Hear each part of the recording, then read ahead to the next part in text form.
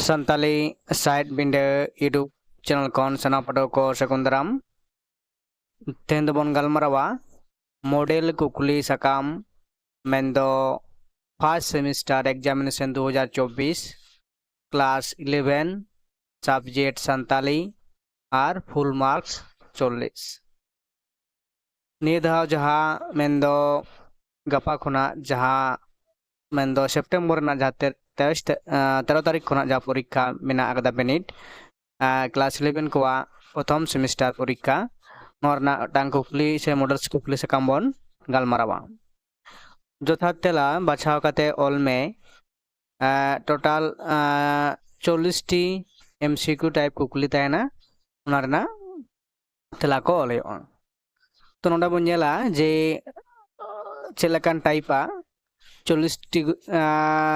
T कुकली नोडे M मेना कदा कुकली को बन पढ़ाव दिया और बन नेल दिया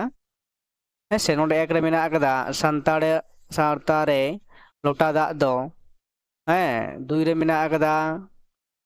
संतोष परम सुखम अड़रिया मेने तीन रे मेना कदा सुख रेना जनोड़ाव दो ओका साला मेसा मेना चार मेना कदा कोड़ा गिद्रे कोई सरदार दो ओकोय नोडे मेना कदा पांच ने कदा मानव जोक में बोट जाएगा दुख सुख से सुख दुख से मैंने दो चेन तापरे मेना कदा दारे बांचाव रेगे देश बीर परब दो ओका चांदो को मनावा दारे बांचाव रेगे मानमी बांचाव दो चित करानवा दो अनल काहिनी अनड़हे ओका हो बांग तापर 9 नंबर कुकली ना कदा बुढ़ी पारकम दो ओकोया पारकम नोडे ऑप्शन लेकाते मेना कदा पुनिया पिलचू हराम पिलचू बुढ़ी सिंह चांदो निंदा चांदो ओकोय नो ऑप्शन को मेना कदा परे बुढ़ी पारकम गोगो हर दो ओका परिसरेन हर इन परे मेना कुकली नंबर 11 रे लिटर गोसाई दो काडा डांगरी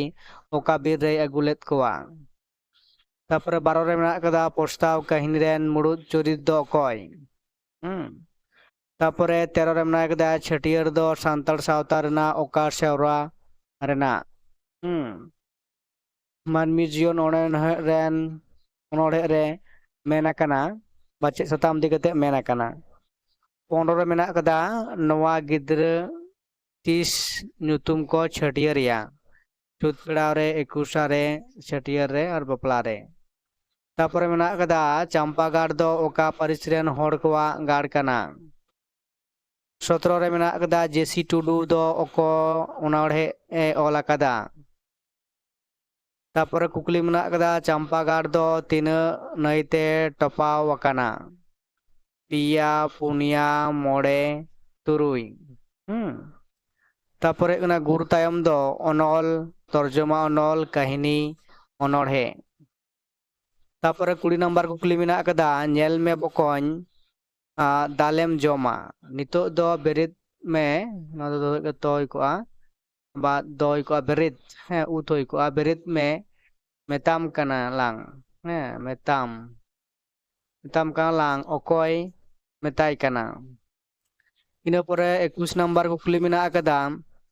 ढिंकी अनड़हे दो ओका अनड़हे पुथी खन हताव कना तापरे साधुराम चांद मुर्मू ओला बारिया पुथी ढिंकिया आश्रय ठाव दो ओकारे 24 नंबर कुकली ना कदा थैया मेरे हो कमी अमा तीस रे हो बाम सरहा रहा उपेल रेना दैक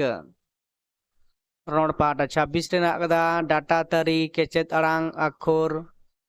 27 रे मेना कदा लुटी तारी रहा अड़ांग अखोर 28 रे मेना कदा गड़हन लेकाते अड़े रेना हटिंग तिना शून ठाव पेरेज में माने शून्य स्थान पेरेज में तो 28 टी होइना एमसीक्यू तापर शून्य स्थान पूरण मेना अगला तिना ओडे बन नेला इन लेका आयमा हड़ को आड़गोइना डैश खन रेल खन बस खन मोटर खन ट्रक खन तापर कना फटिक चक्रवर्तीया बहर रे आचका गे मिटांग डेस सेटेरेना हैं हसु उइहर नवा भावना और बुद्धि तापरे 31 रे मेना कदा बिनती दो डेस साहित कना हैं 32 रे मेना कदा गमाम दो डेस साहित कना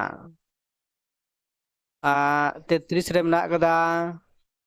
मानसिंग दो डेस से ताहे कना हैं पुलिस डाक्तार सेनापत और मास्टर तापरे मेना कदा नोडे थुम्बी थुम्बी मिलो में थुम्बी 1 सावते थुम्बी 2 सावते नोडे मिलो हुआ तो 34 नंबर कुकली नोडे कना तोड़े नोडे मेना कदा सुख और दुख लुसरा मुर्मू प्रस्ताव जीसी टुडू चंपागाड़ दिजबोध हांसदा लोटादा डॉक्टर डोमान साह समीर तो नवा को मुद्रे ओकाटा नोंका नोंका नोंका मिलो बेसे कराव कदा तो नेतार दो उनका मिलो दो बांग गानो कदा नोडे दो ओकाटा ऑप्शन ओका साथे ओकाटा मिलक कना ओनाडा ऑप्शन पे नेल दाड़े कना नवा को ओना लेकाते मिलो कते नोटा ए बी सी डी नवा को मुद्रे नोडे एम होय नवाटा ठीक से नवाटा ठीक से नवाटा नवा को मुद्रे जाडा कन लगी बद्धा सटिक कना जाडा मिलक कना नवा को मुद्रे तो नवाटा ऑप्शन लेकाते जाडा गे मिटांग एम होय कदा तो सेम केट 35 नंबर जहाँ मेना कदा पार्ट 1 मेना कदा पार्ट 2 मेना कदा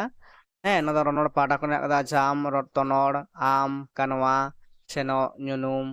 बय बय उजनुम तो नवा को नवा उनका कि नोड़े मिलाव तना मेना कदा ऑप्शन को जहाँ नोड़ दो नोड़े मेना बी बी रे सी रे डी रे नोका को ओका साथे ओका मिलक कना उनका कते हैं उनका कते नवा मिलाव कते आर तापर नवाटा ऑप्शन को मुद्रे ओकाटा ठीका ओनाटा एमा आया हेसे तापर 36 रो किंतु पार्ट ए पार्ट बी मेना आकदा तो नुआ उनका मिलो नवा साथे तो मुचो जहाँ ऑप्शन मेना आकदा ओना को A B C D code आयो आना ठीक कते ऑल हयोआ हैं ओनाटा भराट हयो एमसीक्यू रे इना पर बनेला नोंडे 37 ना ऑल चिकी केचेत आड़ांग को सजाव में नो क्रम अनुयायी सजाव हैं ओकाड़ा पोइलो हो ओना पर सजा नोडे दो किंतु एलो मिलो नवा को पुनिया एम मेना आकदा नवा को मुद्रे पोइलो ओकाड़ा आयो तारपर सजा ओंडे ए ऑप्शन ए रे ना आदा बी रे मेना आदा सी रे मेना आदा डी सजाव कते मेना आकदा तो नवा को मुद्रे ओकाटा सठिक कना सजाव ओंडे एम मेना ओना किंतु ऑप्शन ओना भराट होयोआ तापर ओंडे मेना आकदा नोडे उनका सजाव गिया सान्ताल साहित्य रेना नांग हटिंग सजाव होयोआ 1 2 3 हैं ओकाटा ऑप्शन ठीका नोड़ा दाग आयोआ इन पर 39 रे और सान्ताली ऑल साहित्य रेना चंगा को सजाव में हैं सान्ताली ऑल साहित्य रे नोडे ना कदा ना गामाम मेना आकदा कहिनी मेना आकदा सेरेñ मेना आकदा ओनोड़े मेना आकदा तो ओना लकदा पर सजाव मेना ए रे बी रे सी रे डी रे नोआ ओकाटा ऑप्शन ठीका ओनाटा बचा कते भराट आयो ओ मार्कशीट रे हेसे इन पर मोला सरी एर नोडे मेना 40 नंबर मुजत कुकुली दिसोम भोक्ता दो मिटांग कहिनी कना पोस्ता दो मिटांग कहिनी कना मानवी जीवन दो मिटांग कहिनी कना तापरे मेना आकदा हमर हलांग दो मिटांग कहिनी कना तो नोआटा ए रे ऑप्शन आसारी बी रे ना आदा सारी टी रे ना आदा एड़े और डी रे ना आदा एड़े तो ओकाटा सठिक तेला कना हैं ओकाटा नोआ को पुनिया ऑप्शन को मुद्रे ओकाटा सठिक ओकाटा से एड़े कना ओकाटा हैं तो नोडे नोआ बाछाव कते एम होयोआ तेला तो नोआ मिटांग मॉडल कुकली सकाम पे नेल सानताड़ी फर्स्ट लैंग्वेज ना जहाँ दो हैं तो मानखान नोनका गी पहिलो जहाँ सेमिस्टर वाइज जहाँ परीक्षा होना फर्स्ट सेमिस्टर तो नोआ मिटांग मॉडल कुकली सकाम बन नोडे बन गालमाराव केदा मानखान सानाम पटो को नायते नपायते नोआ नेल तेपे आर उनका लेकाते फर्स्ट सेमिस्टर ना बिनिड को दो एम सत्ताबन पे ऐसे नोंडागिन मुचाद दा।